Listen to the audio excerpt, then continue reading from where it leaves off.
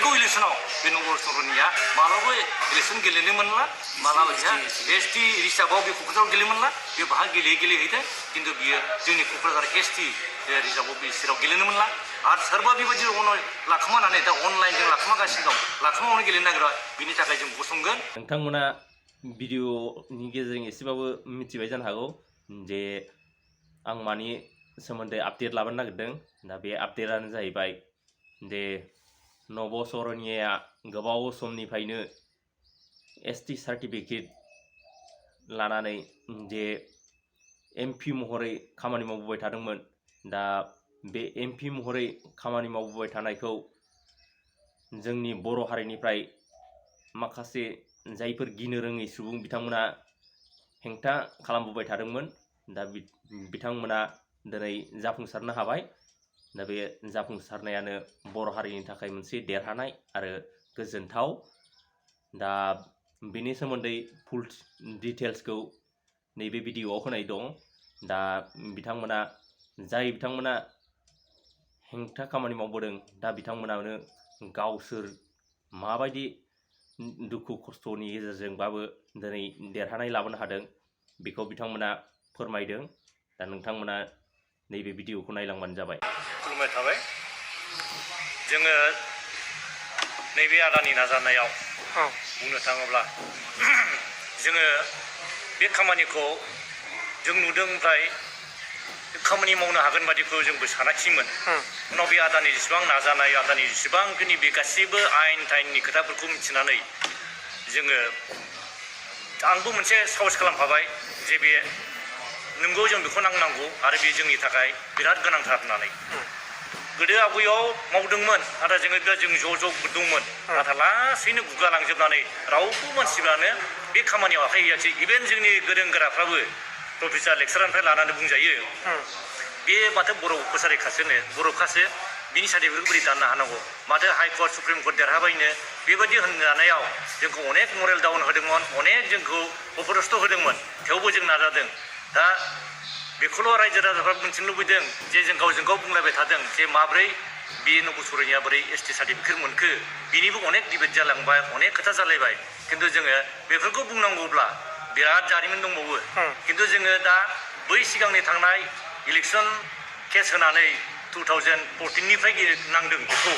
Election जेला जे नब सरनिया दारायजेनो बे समनिफ्राय खिन्थु बेखौ बाद होनानै जेला इलेक्सन केसा मोननैबो जोङो हाइकर्ट सुप्रिम कर्टआव जेनबाय होननानै बुंबाय होमबा सिरि थाजोब्बाय बयबो फावसायनानै थाजोब्बाय। खिन्थु जों आदा आरो आं स्पेसियेलि स्क्रुटिनि कमिटियाव जोङो नांथुमनानै ओरैबायदि जोङो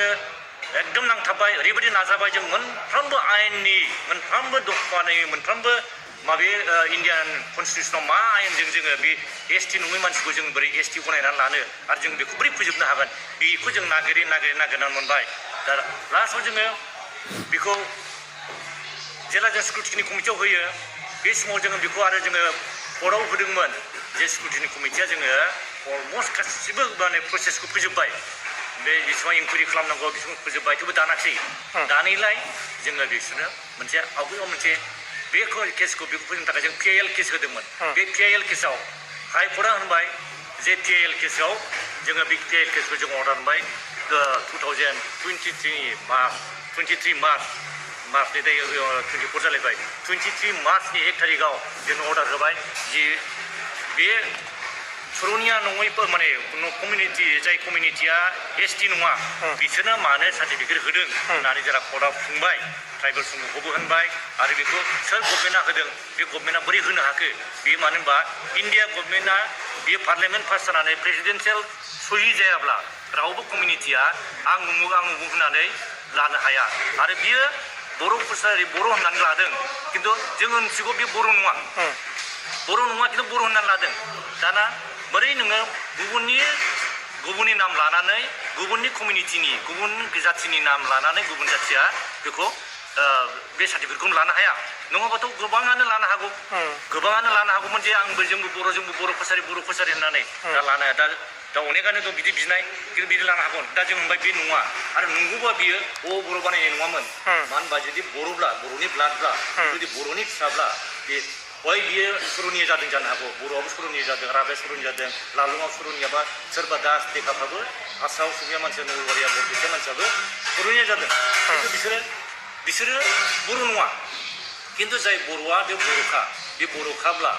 बियो माब्लाबो अना बर'आव थांनाय नङामोन दानाय नङामोन बाहायनो जों सन्देह खालामबाय बे मानसिया बर'ब्ला बर' सार्टिफिकेट लानानै एसटि जादोंब्ला बे बर'नि अना बर' दानाय नङामोन ओंखायनो बे निस्सय बर' नङा होननानै जोङो बेखौ नांथाबथारदों जों बेखौ खालामनांगौ आरो बेबायदि थायोब्ला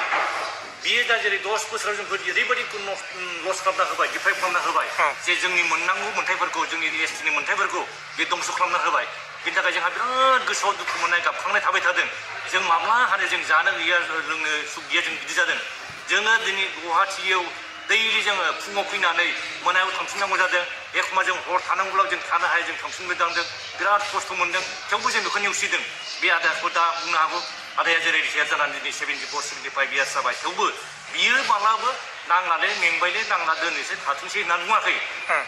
दा आरो बे आदाखौ जों बेसेबांबा जोङो साहस होफादों ओइ आदा जों हाथारो दे जों इनकारेज होनानै दिनै जोङो बे हाइकर्टआनो जोंनो बे PIL अर्डाराव होबाय जे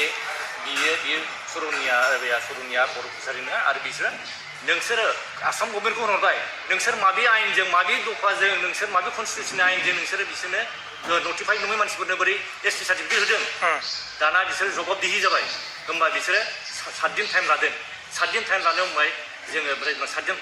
हाइकर्टआ टाइम हरदों दा 7 दिननि उनाव बिसोर होनबाय नोंस्रा जुदि बेखौ नोंसोर जे इन्टारिम नोंसोर दिनै जेबायदि अर्डार होदोंमोन नटिफिकेसन होदोंमोन सर'नियाफोरनो बर' कसारि लानानै होनो हागोन होननाय बेखौ उइद्र' खालामाब्ला नोंसोरनि साख्रि बा नोंसोर मा जागोन बेखौ गिनानैसो उइद्र' खालामबाय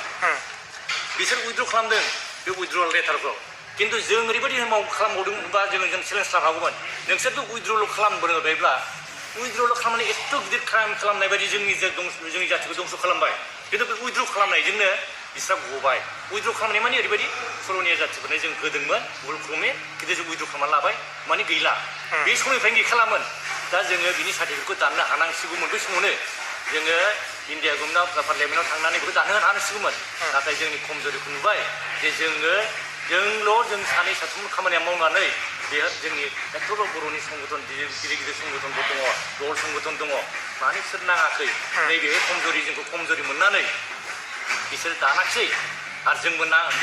बेजों जों सानदोंमोन मा बेजोंनो जोब्बाय हाइकर्टआ होनायजोंनो जोब्बाय ओमफ्राय गावसोर उइद्र' खालामनानै जोब्बाय दाना ओमफ्राय उइद्र' खालामनानैल' जोबा मानो होनबा बे मानसि सासे एमपि जालायनाय बे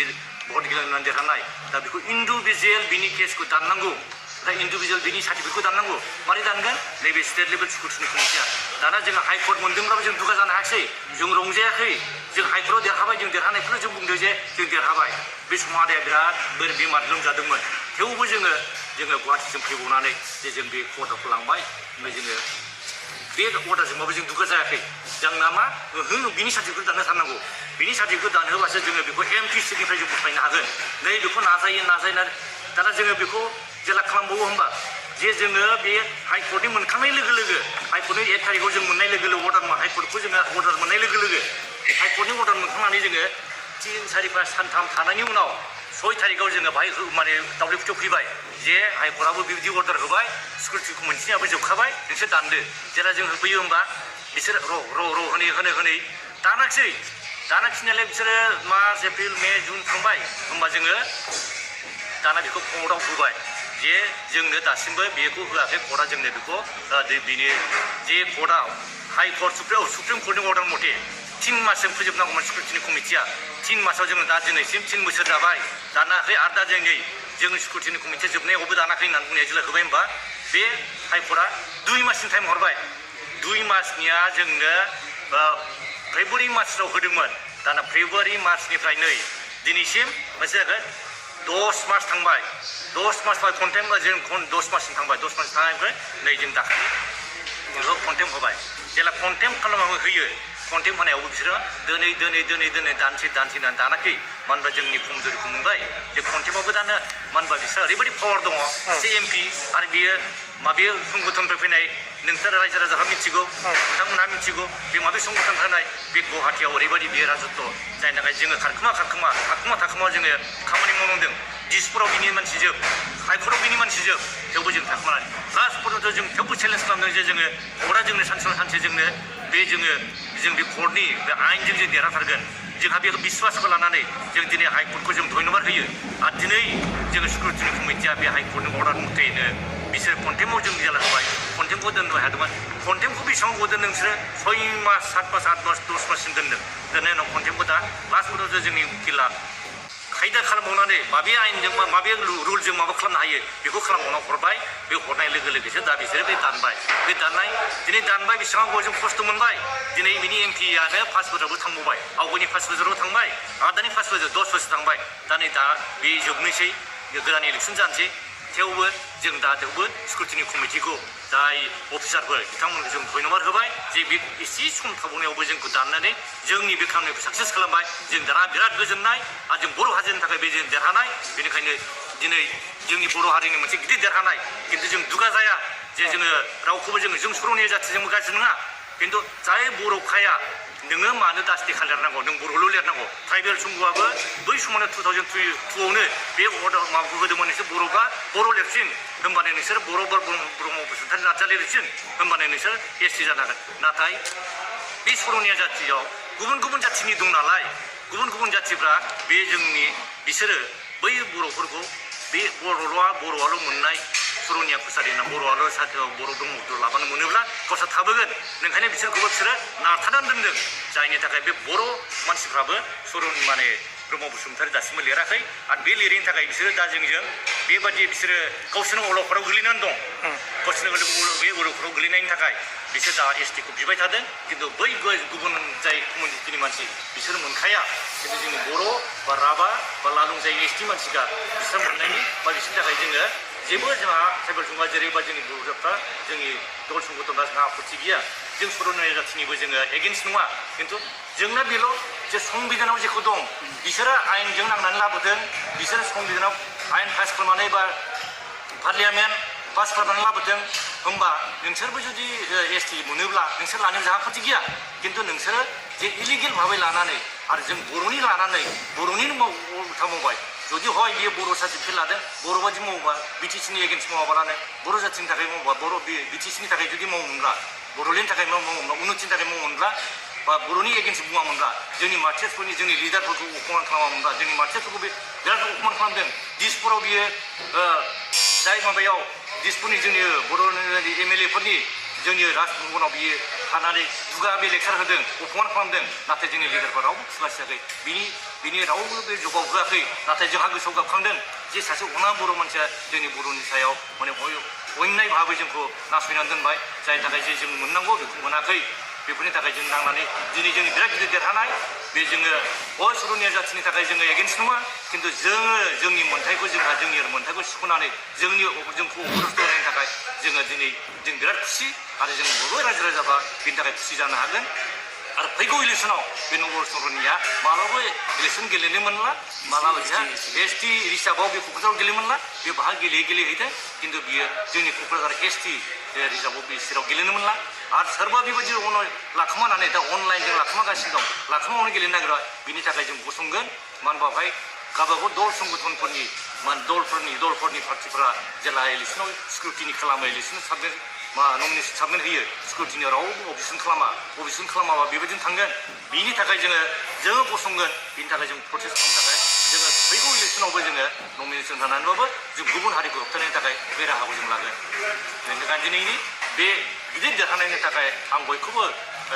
दिनै नोंथांमोननि मिडियानि थ्रुयै आं गोबां जोंनि रायजो राजाफोरनि थाखाय बे मोजां मेसेजखौ हरो बैसागुनि दमासिनि बयनिबो गोजोननाय हरनानै बेखिनिखौ बुंनानै आं फोजोबनाय जाबाय भिडिअखौ नायनानै मोजां मोनदोंबा लाइक कमेन्ट शेयार खालामनानै होबानो जाबाय आरो चेनेलखौ साबस्क्राइब खालामाखैबा थाबैनो साबस्क्राइब खालामनो थाखाय खावलायनाय थाबाय गोजोन्थों।